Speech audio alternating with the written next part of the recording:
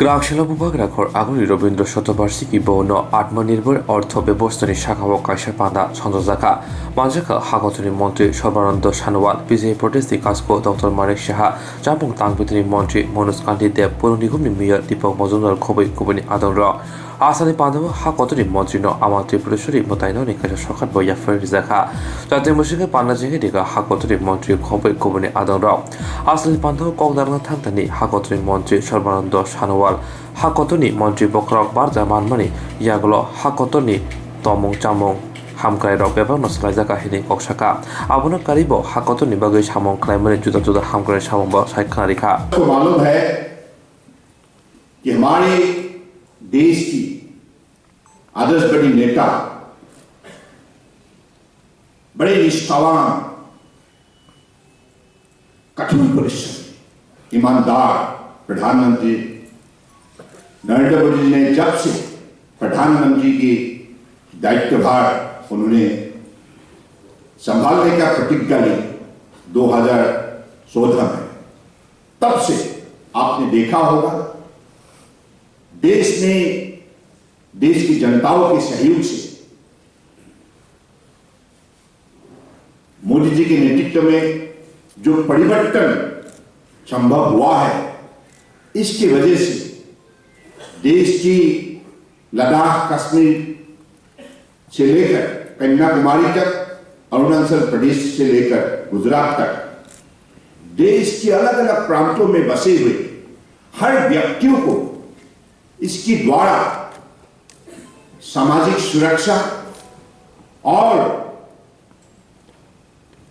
जीवन को एक समृद्धिशाली जीवन बनाने के लिए सबको मौका मिल रहा है, सबको इज्जत से जीने का एक माहौल मिल रहा है और अपने अधिकार को भोग करने के लिए सबको माहौल मिल रहा है, सुविधा मिल रहा है।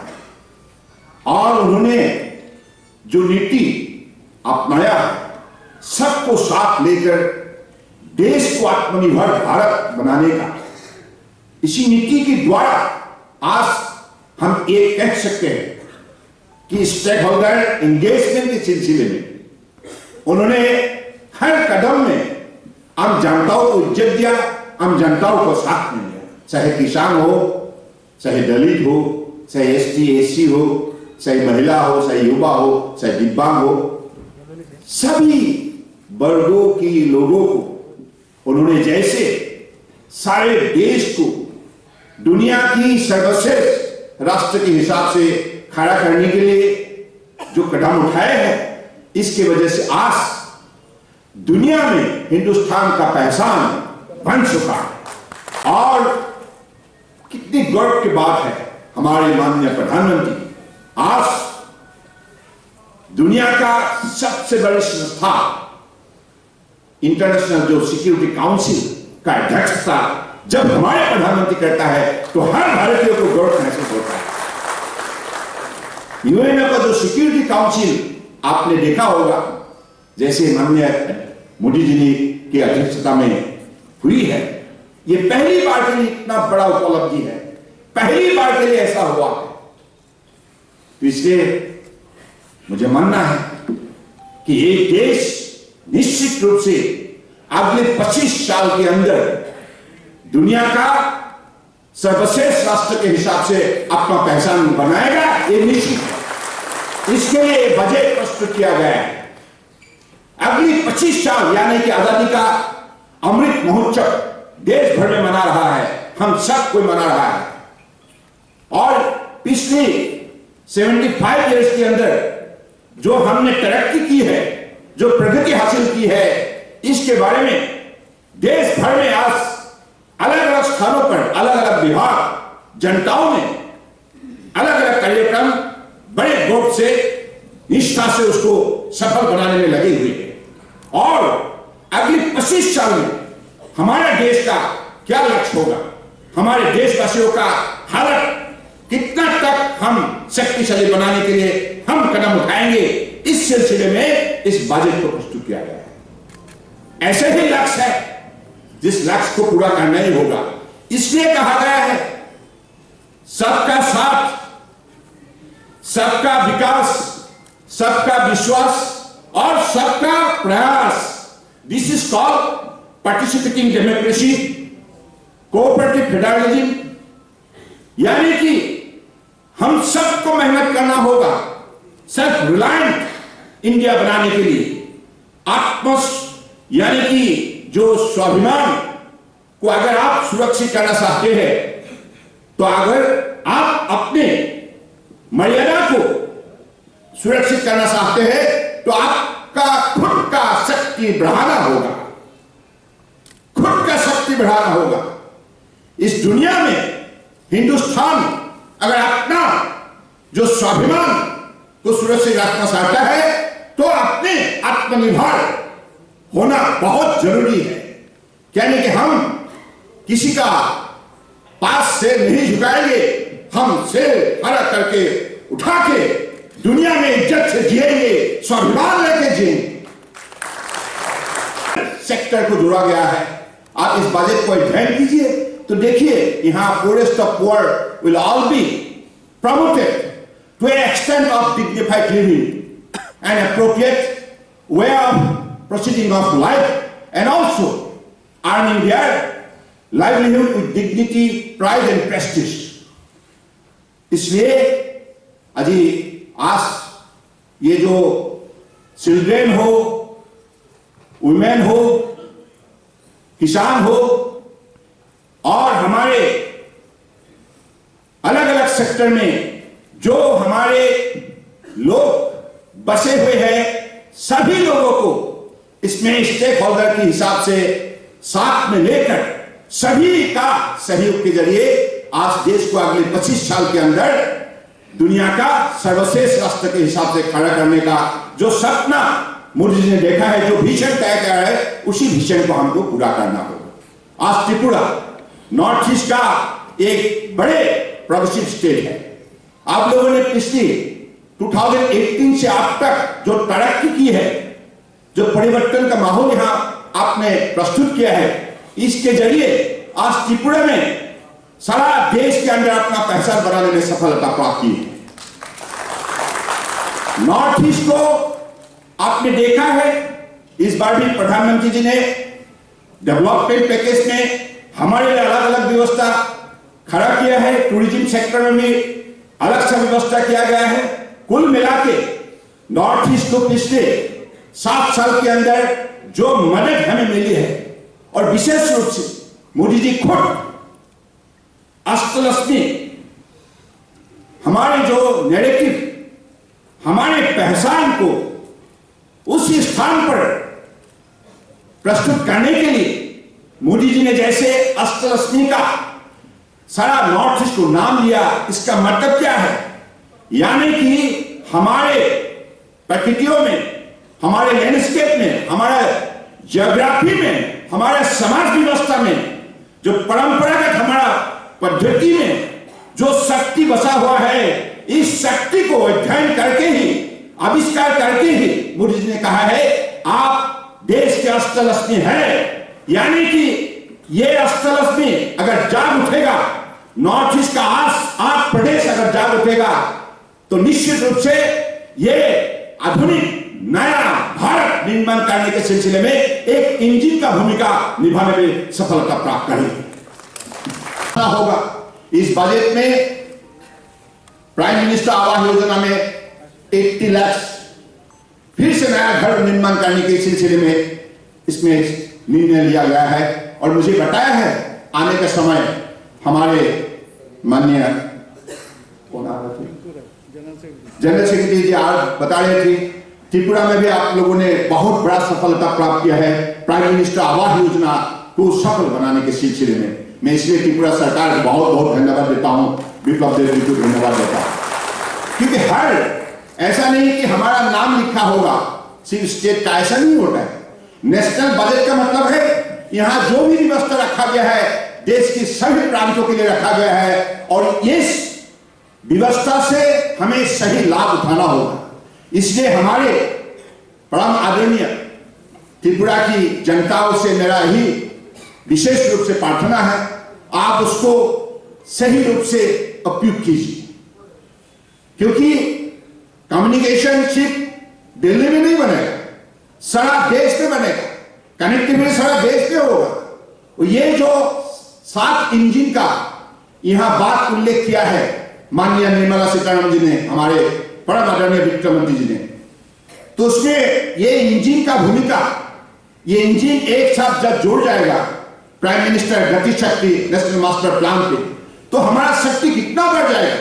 पहले हम विभाग अकेला काम करता था, तो अब अकेला नहीं रहा, इंटीग्रेटेड हो गया, एक साथ इसमें भी जुड़ा गया है सबका साथ सबका विकास। यानी कि अगर हम हर इंफ्रास्ट्रक्चर मंत्रालय, कम्युनिकेशन मंत्रालय एक साथ अगर जुड़ गए तो कितना शक्ति बढ़ेगा, कितना काम होगा, और कोई कहीं भी किसी भी इलाका में एक विभाग का साथ दूसरे विभाग के बीच में कोई कॉन्फ्लिक्ट जोन पैदा नहीं होगा।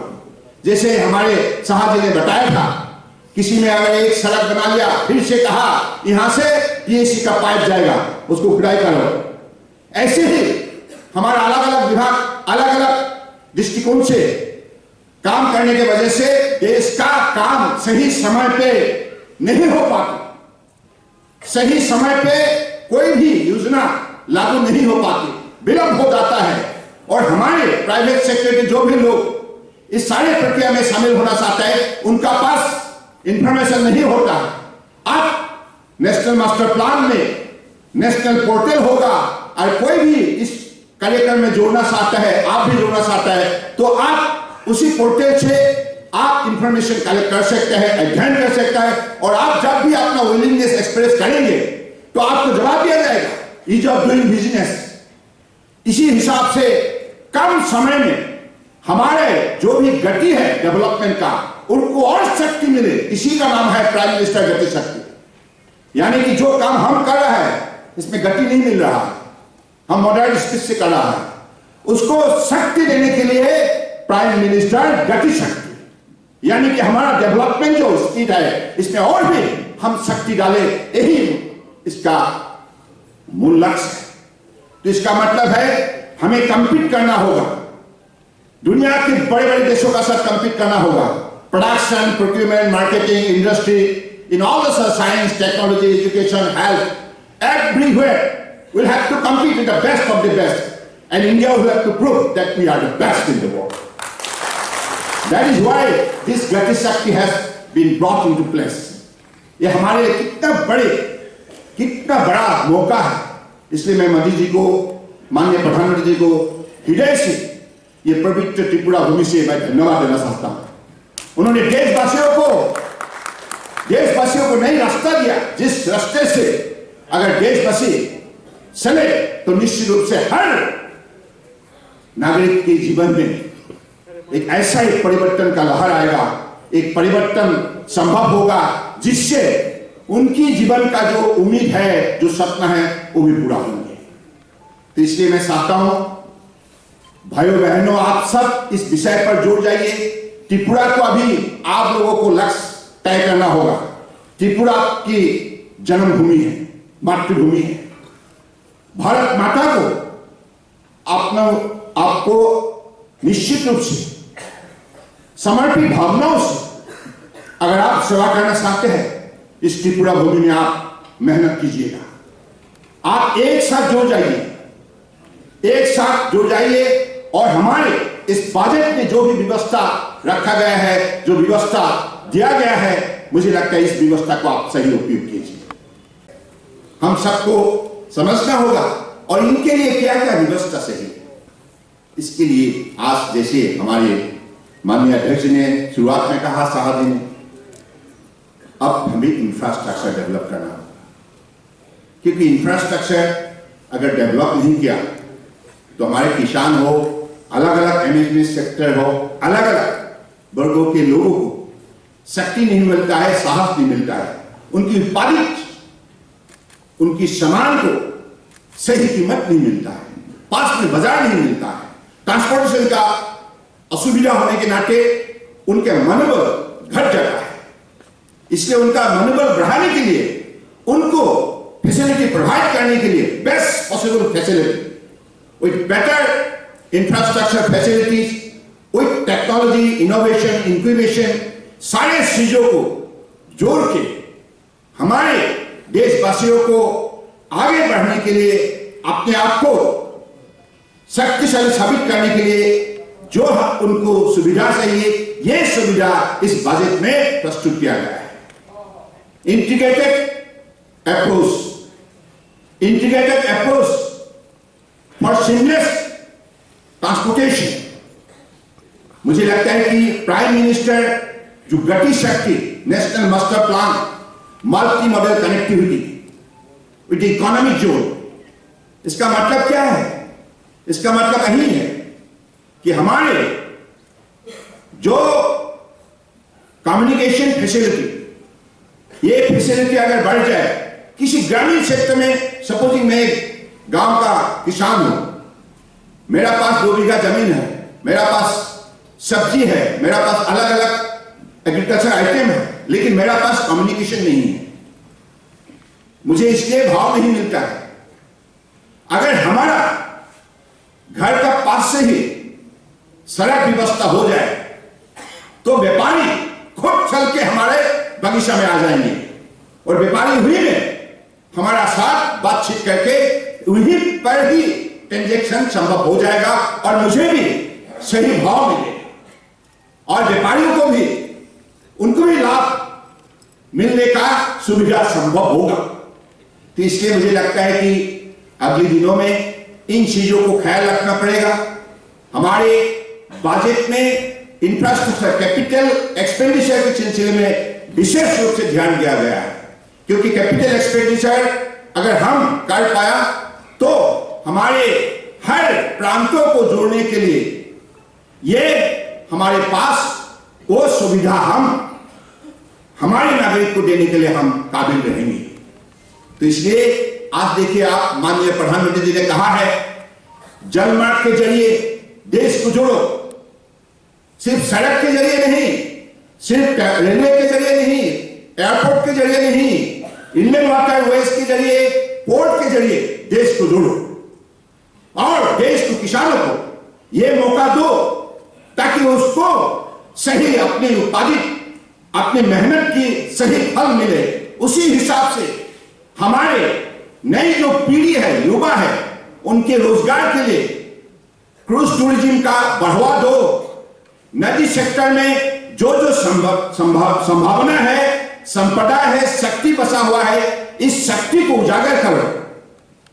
यानी कि जब हमारे एक नदी से देश के अलग प्रांतों का दूसरे नदी का साथ हमारा जो कार्गो वेसल, पैसेंजर वेसल का मूवमेंट होगा, तब हमारे बीच में सिर्फ व्यापार चलेगा ये नहीं, हमारे बीच में सद्भावना और शक्ति बढ़ेगा, समाज का शक्ति बढ़ेगा और एक भारत श्रेष्ठ भारत का हम सही नमूना खड़ा करने में सफलता प्राप्त करेंगे। इतना संपदा शक्ति और संभावना है, ये राज्य भी, ये प्रदेश भी देश के अंदर एक सबसे शक्तिशाली प्रदेश के हिसाब से अपना पहचान बना सकते हैं।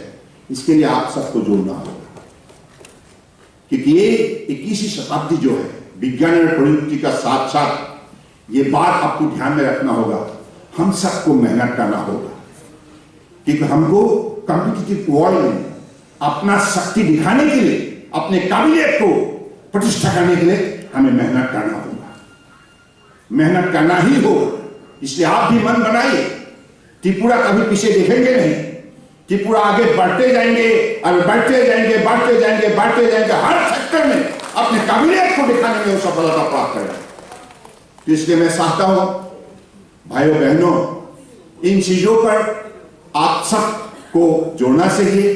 माननीय प्रधानमंत्री जी ने जैसे कहा है, सबका साथ सबका विकास, ये कोई पॉलिटिकल स्लोगन नहीं है, कितनी महान उपलब्धि है। पहले हम लोग कभी इस विषय पर दिमाग लगाते नहीं थे। कन्याकुमारी से कश्मीर, लद्दाख तक, अरुणाचल प्रदेश से गुजरात तक एक बड़ा हमारा जो देश है, भारत माता, इस देश का हम सब सुपुत्र है, पुत्री है, और इस देश की महानता जो है, इसको सही उपलब्धि करना होगा।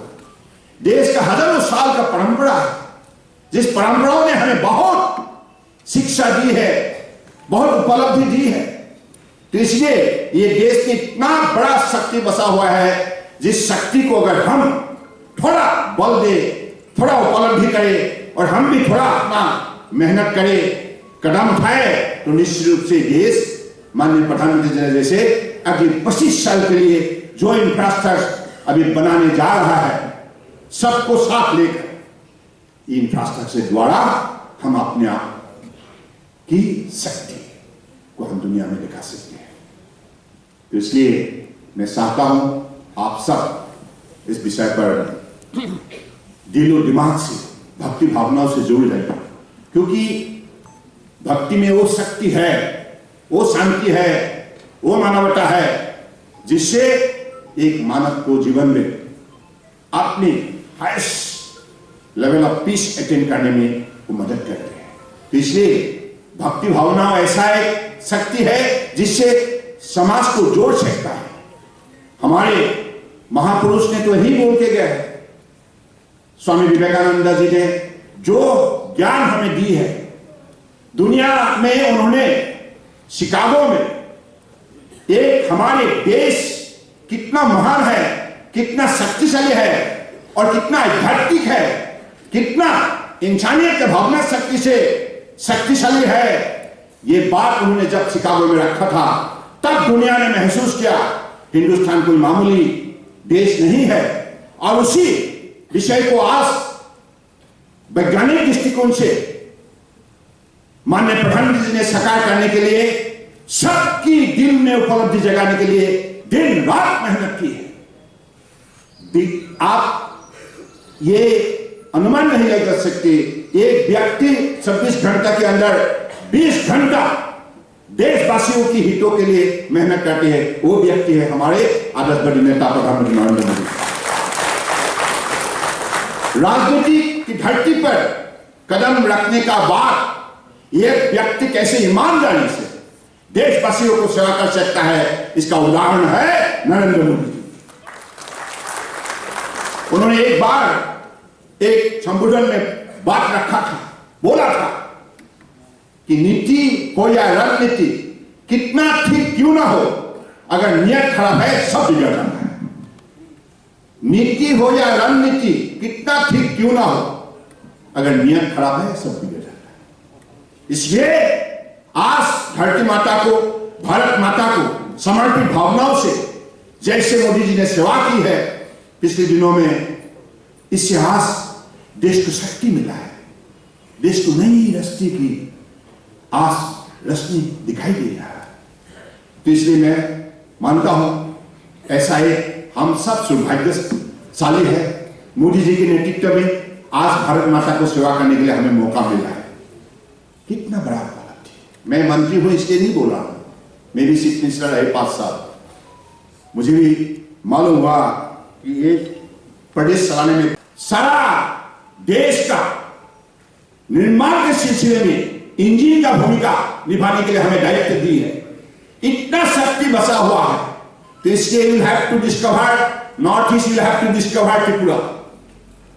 What is the potentialities, possibilities and prosperities there available in the state of Tripura, in the entire region of North East. Why Modi ji has termed the entire northeast as the Ashtalashmi. Why?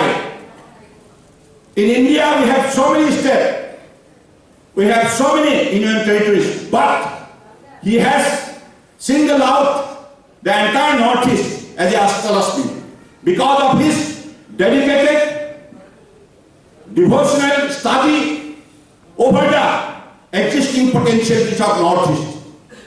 उन्होंने अध्ययन किया है, research किया है, उनके बाद उन्होंने ये बयान रखा है कि ये देश का कोई मामूली इलाका नहीं है, देश का अस्तरस भी है। यानी कि इतना शक्ति, इतना खजाना बसा हुआ है जिसको आप आधुनिक यानी कि विज्ञान और प्रयुक्ति के द्वारा उसको उजागर करना होगा, और इसी का द्वारा हमारी नई पीढ़ी, हमारे नई भारत निर्माण करने के सिलसिले में इंजीन का भूमिका निभाएंगे। तो इतना तक हमें मर्यादा दी है, इतना तक हमें इज्जत दी है, तो इसलिए नॉर्थ ईस्टर्नर को ये बात गंभीर रूप से उपलब्धि करना होगा।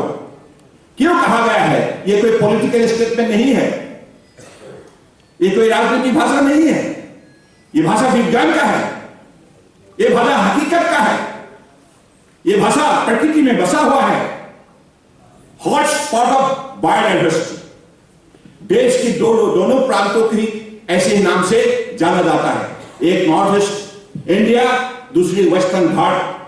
हॉट स्पॉट ऑफ बायोडाइवर्सिटी यानी कि प्रकृतियों ने हमें इतना शक्ति दे रखा है। आप कहीं पेड़ ले लीजिए, कहीं पानी लीजिए, कहीं मिट्टी लीजिए, कहीं पहाड़ लीजिए, और यहां बसा हुआ जो सामाजिक जो व्यवस्था है, परंपरागत जो हमारा मूल्य है, इस मूल्य में भी जितना शक्ति बसा हुआ है, इससे मानव समाज दुनिया का सबसे शक्तिशाली समाज इस इलाका में बसा हुआ है, जिसका हजारों साल हमारे पुरखों ने, हमारे साधु संत महापुरुषों ने जो तपस्या अपने जीवन काल में की है, तपस्या के अंत में उनकी जो प्राप्ति है, प्राप्ति के द्वारा उनकी जो उसूल है, जो उनकी वाणी है, इससे हम नॉर्थ ईस्ट को अध्ययन कर सकता है कि नॉर्थ ईस्ट में बसा हुआ diversity of culture, diversity of social system, but even then, Northeast is one. Northeast is the integral part of India. Northeast is the strength of India. Northeast can provide, contribute to the growth of India, to the strength of, to the stature of one most powerful nation in the world, that is India, Bharat.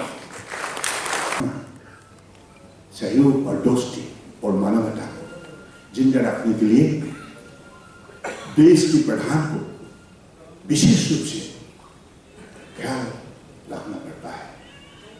आज मोदी जी ने जब शपथ ली थी, उसी दिन उन्होंने घोषणा की थी कि मैं प्रधानमंत्री हिसाब से नहीं, प्रधान सेवक के रूप में भारत माता को समर्पित भावनाओं से सेवा करने आया, और आज उन्होंने ये करके दिखाया है।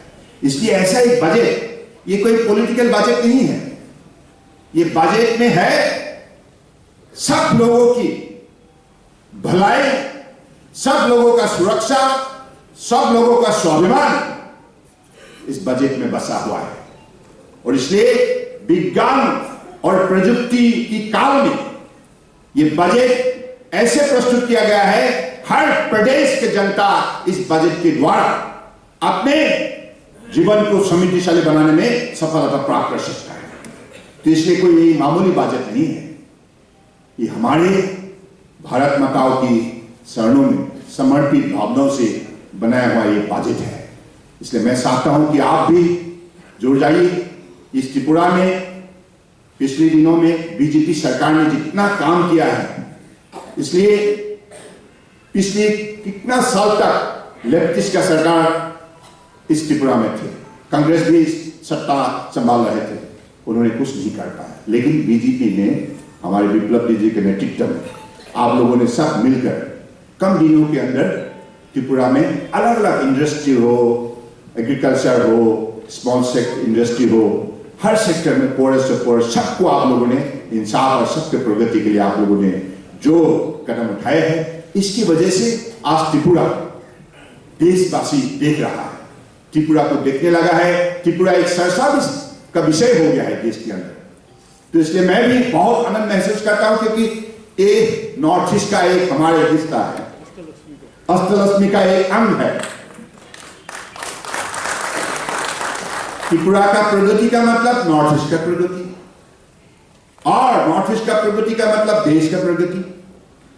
तो इसलिए हमें लगता है कि आप निश्चित रूप से अगले दिनों में इस विषय को विशेष रूप से ध्यान देंगे, क्योंकि आप बजट को आपने लोगों ने मीडिया में कई दिनों में काफी सरसा आपने पढ़ी है, मैं डिटेल में उल्लेख नहीं करना चाहता हूं। नॉर्थ ईस्ट के लिए नई नई व्यवस्था यहां रखा गया है, और ये बात आप हमेशा मन में विश्वास पूर्वक आप रखिएगा। मोदी जी ने नॉर्थ ईस्ट को पिछले दिनों में आप जो अलग अलग सरकार रहे, विशेष रूप से कांग्रेस ने 55 साल तक सत्ता संभाला, लेकिन मोदी जी ने 7 साल के अंदर नॉर्थ ईस्ट को जैसे ध्यान दिया, नॉर्थ ईस्ट को जैसे उन्होंने इज्जत दिया, ये बात हम कभी नहीं भूल सकते। इसलिए नहीं भूल सकते, मैं भी विद्यार्थी संगठन में काम करता था और उसी समय में मैंने देखा कि कांग्रेस सब सत्ता में दिल्ली में रहे, तब हम लोगों को बहुत मेहनत करना पड़ता था उनको मिलने के लिए, यानी कि अधिकारी को मिलने के लिए मुझे हम लोगों को एक सप्ताह तक दिल्ली का कहीं होटल में रहना पड़ता था। मंत्री तो मिलता ही नहीं था नॉर्थ ईस्ट के लोगों को। लेकिन मोदी जी ने क्या किया? मोदी जी ने कहा नहीं, नॉर्थ ईस्ट के किसी लोगों को, कोई भी लोगों को, कोई भी व्यक्ति को यहाँ आने का कोई जरूरत नहीं, हम नॉर्थ ईस्ट के जाएंगे, नॉर्थ ईस्ट जाएंगे और हम नॉर्थ ईस्ट में अपना सेवा करेंगे। तो इसलिए उन्होंने हर केंद्रीय मंत्री को निर्देश दिया, आप जाइए नॉर्थ ईस्ट, हर प्रदेश का आप डिटेल में जानकारी ले लीजिए, आपका विभाग का कौन सा ऐसा योजना वहां आधा पड़ा हुआ है, लागू नहीं हुआ है, इन चीजों का आप विशेष रूप से अध्ययन कीजिए। तो उसी हिसाब से हर केंद्रीय मंत्री, हर अधिकारी को नॉर्थ ईस्ट भेजा और नॉर्थ ईस्ट के आंगन में दिल्ली को हमने आविष्कार किया। ये कोई मामूली उपलब्धि नहीं है। आप भी logically, if you put your thought into this particular initiative taken by honourable prime minister Narendra Modi ji, it is unique. अगर उनके दिल में नॉर्थ ईस्ट के लिए अगर भक्ति भावना नहीं होता, ये कोई पॉलिटिशियन के लिए संभव ही नहीं है। He has directed all the union ministers to pay visit to the northern state every fortnight, and he has already directed them to go and see the project undertaken by your department, by your ministry, whether it is implemented or not, or whether it is lying half done. You will have to go and make the verification on the spot and talk to the people and come back and report. So this is how he has developed a sense of responsibility to all the union ministers towards North East. This is how North East has grown up in the last 7 years during his regime, and now North East is a region which is known to the people of the country as well as people of the globe. इसलिए मैं मानता हूं कि आप हम सबको इस विषय पर विशेष रूप से ध्यान देना चाहिए। तो मोदी जी को जितना भी हम धन्यवाद नॉर्थ ईस्ट से दो कम पड़ेगा, क्योंकि उन्होंने जो कदम उठाए वो हम शब्दों से I cannot explain in words with in few minutes, because I have seen the step taken by him during the last 7 years, and you believe me, he has paid visit to North East more than 50 times as a Prime Minister.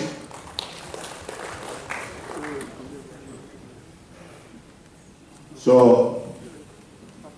आज इस सभा में हमारे परम आदरणीय शाह जी, मैं assure you, because Modi ji का जो मेहनत, मोदी जी का जो निष्ठा, मोदी जी का जो भक्ति, मोदी जी का जो देश के लिए रिस्पॉन्सिबिलिटी, दायित्व, ये सारे चीज इस बजट में उभर के आए हैं। तो इसलिए बजट पढ़ने से आपको मोदी जी का विजन दिखाई देगा, मोदी जी का वो मोदी जी दिखाई देगा जो हमारे देश की सभी वर्गों के लिए अधिक अति प्रिय है। वो महान नेता मोदी जी हमारे हर भारतीय के लिए एक मार्गदर्शक है, और देश और विदेश में बसे हुए हर भारतीय आज मोदी जी को लेकर गर्व महसूस करता है। हम भी उनकी साथ काम करने के लिए आप सबका आशीर्वाद से, मोदी जी की आस दिए हुए इस सहयोग से जो मौका मिला है, इसलिए मुझे भी सीखना मिलता है। मैं एक दिन मोदी जी को सवाल किया, आप इतना कैसे कष्ट उठा लेते हैं? मैं भी चीफ मिनिस्टर रहे, मैं अधिकतर 17 घंटा तक एक दिन मेहनत किया, 17 घंटा तक। उसके बाद मैं भी, मुझे नहीं चला, मुझे संभव हो नहीं पाया। लेकिन मोदी जी ये सिर्फ एक दिन का कार्यक्रम नहीं, हर दिन 20 घंटा मेहनत करते हैं, वो भी निष्ठा से, ऐसा नहीं कि ऐसे बैठते रहते, ऐसा नहीं, निष्ठा से और हर चीजों को समझने के लिए उनके पास जो ताकत भगवान ने दी है, ये तो मैं तो कहूंगा ये डिवाइन क्वालिटी है, डिवाइन क्वालिटी। इसलिए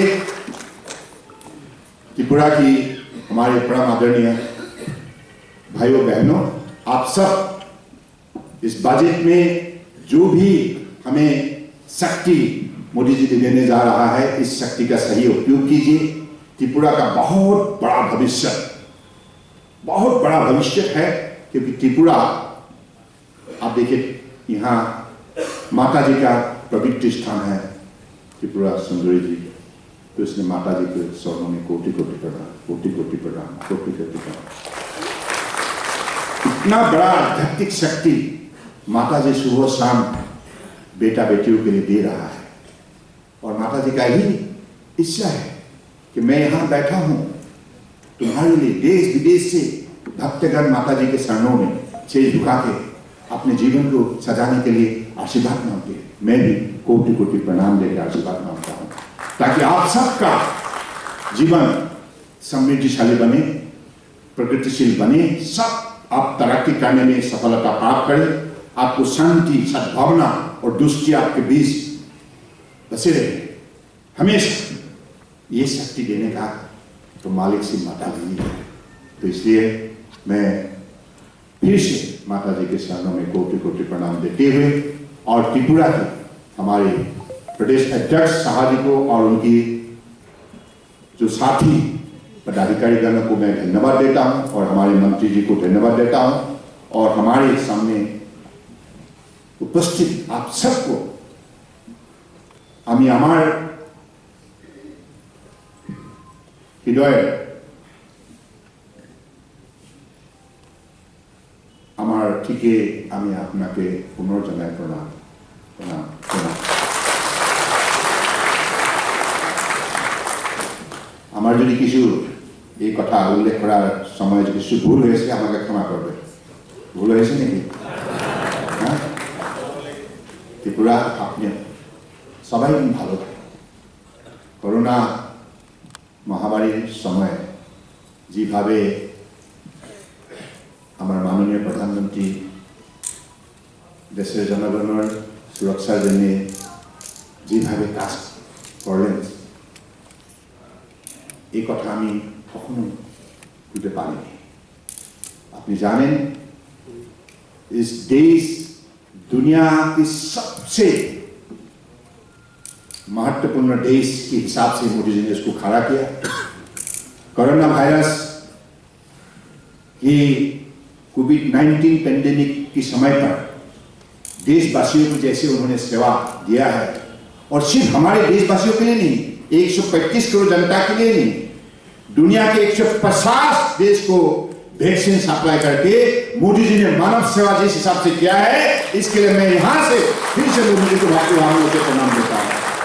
आप सबको यह बात हमेशा याद रखना चाहिए, 100 से ज्यादा करोड़ लोगों को वैक्सीन दिया। हिंदुस्तान पहला ऐसा नेशन है जिन्होंने इतना बड़ा काम करके इतिहास रचना किया। यही है मानवता, यही है इंसानियत का भावना शक्ति। तो इसी शक्ति से मोदी जी ने देशवासियों को जैसे सेवा किया, दुनिया की समाज को जैसे सेवा किया, इसके लिए मोदी जी हमेशा धन्यवाद के पात्र, कृतज्ञता के पात्र रहेंगे। तो इसी शब्दों का साथ फिर से आप सबको धन्यवाद देते हुए मैं अपने भाषण को विराम देता हूं। পর্যটকদের জন্য একটা বিশেষ একটা স্থান হিসাবে এখন গণ্য হচ্ছে, এবং আগামী দিনে এখানে প্রচুর লোক আসবে। শুধু তাই নয়, এখানে না, শুধু সারা ভারতবর্ষের মধ্যেই এই আমাদের প্রধানমন্ত্রী নরেন্দ্র মোদীজির যে চিন্তাধারা এবং আমাদের যে অর্থমন্ত্রী যে বাজেটে, সেইগুলো কিন্তু আমরা তার একটা ঝিলিক আমরা দেখতে পাই। শুধু তাই নয়, আমাদের বিভিন্ন দুর্গম এলাকায় যেখানে এই যোগাযোগ ব্যবস্থার কারণে আগে আর্মিদের মুভমেন্ট কিন্তু ভেরি ডিফিকাল্ট টু রিচ দেয়ার, এখন কিন্তু সেটা কিন্তু আমরা দেখতে পাই যে ওদের জন্য কিন্তু অনেক ইজি হয়, এবং আমাদের নিরাপত্তার জন্য এটা একটা খুবই গুরুত্বপূর্ণ বিষয়। সেই দিকেও এই বাজেটে আমরা দেখেছি যে 3 কোটি 80 লক্ষ পরিবারকে এবার জল পৌঁছাবে। 60,000 কোটি টাকা এর জন্য ধার্য করা হয়েছে।